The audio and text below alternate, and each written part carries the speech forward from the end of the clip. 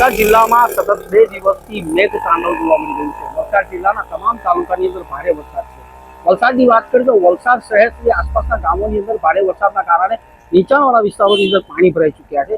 દ્રશ્યો બતાવીશ આપણે વલસાડના છીપાડ ગરનારાના। આ વલસાડના છીપાડ ગરનારું દર વર્ષની સમસ્યા છે। દર વર્ષે પાણી ભરાઈ જતા અહીં લોકોને હાલાકી ભોગવવાનો વારો આવે છે અને લોકોને 15 થી 20 કિલોમીટરનો ચક્રાવો ખાવાનો વારો આવ્યો છે।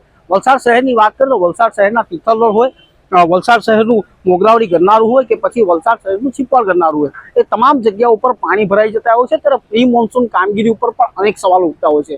વલસાડ નગરપાલિકા દ્વારા પ્રી મોન્સૂનની કામગીરી તો હાથ ધરવામાં આવે છે, પરંતુ ફક્ત કાગળ ઉપર જ બતાવવામાં આવે છે।